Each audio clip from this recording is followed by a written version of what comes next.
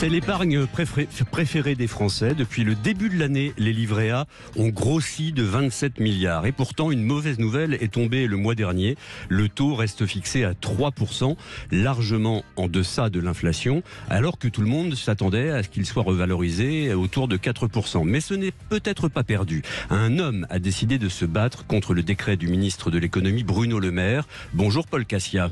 Bonjour Thierry Sener. Vous êtes professeur de droit public et vous avez déposé un recours devant le Conseil d'État. Pourquoi considérez-vous que le maintien du taux du livret A à 3% est discutable légalement ?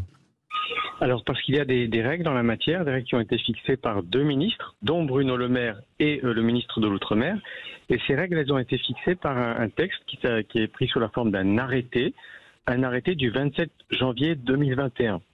Et cet arrêté, signé par Bruno Le Maire, prévoit que normalement, le taux du livret A est fixé de manière automatique selon une formule de calcul mathématique qui prend en compte des données économiques et que ce taux se déduit de ce calcul automatique. Les données économiques prises en compte, c'est l'inflation et les taux directeurs, en gros. Absolument, c'est ça en gros. Et la prise en compte de ces deux données objectives aurait conduit, vous l'avez indiqué il y a un instant, à ce que le taux du livret A soit porté à 4,1% et non pas maintenu à 3%.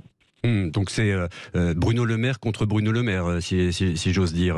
Il a pris un arrêté et finalement il décide autre chose. Mais il décide autre chose sur les conseils de la Banque de France qui fait état de circonstances exceptionnelles pour l'économie française. Ça ne s'entend pas ? Alors, les circonstances exceptionnelles, c'est un terme qui est très connu des juristes, et en particulier comme moi des juristes de droit public, parce qu'il a été dégagé, inventé par le Conseil d'État en 1919. Mais ces termes doivent avoir une signification précise et une signification restrictive.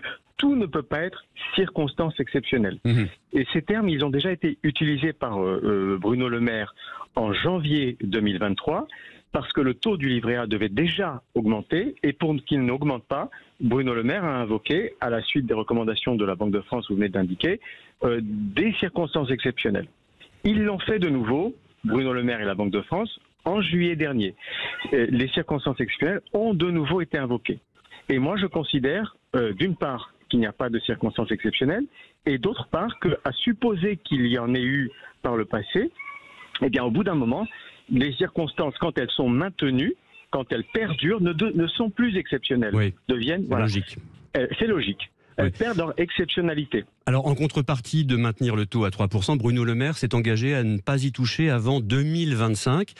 Du coup, si l'inflation redescend à 2% en 2024, ce qu'espère la Banque de France, les épargnants seront gagnants. Oui, mais on ne peut pas faire des conjectures de la sorte. C'est pas possible. Personne n'est en mesure de déterminer le taux d'inflation en 2024. Donc, si vous voulez, c'est un engagement qui est un peu orwellien en quelque sorte, puisqu'on nous dit on va pas augmenter le taux du livret A pour pas qu'il baisse ensuite.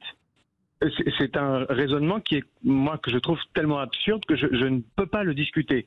En tout état de cause, ce taux du livret A, il est susceptible d'être modifié tous les 6 mois, et Bruno Le Maire peut parfaitement invoquer des circonstances exceptionnelles en 2024 pour augmenter le taux du livret A par rapport à la formule mathématique. Donc l'engagement de maintenir à 3% le taux du livret A, au prétexte que comme ça il ne baisserait pas, moi je trouve qu'il n'est pas recevable, en tout cas d'un point de vue juridique. Alors ce recours devant le Conseil d'État ne sera sans doute pas examiné avant plusieurs mois. Si jamais le Conseil d'État vous donne raison, est-ce que ce sera rétroactif au 1er août 2023 ? Alors absolument, normalement une annulation par le juge administratif est rétroactive, mais le juge administratif peut décider, il y a des techniques pour cela, que l'annulation ne vaudra que pour l'avenir, ou peut décider que le taux de 3% est justifié jusqu'en 2024, mais qu'à partir de 2024, il faut le recalculer. Donc la balle est entièrement dans le camp du Conseil d'État. Merci Paul Cassia pour cet éclairage. Paul Cassia, l'homme qui se bat pour que le taux du livret A soit remonté à 4,1%.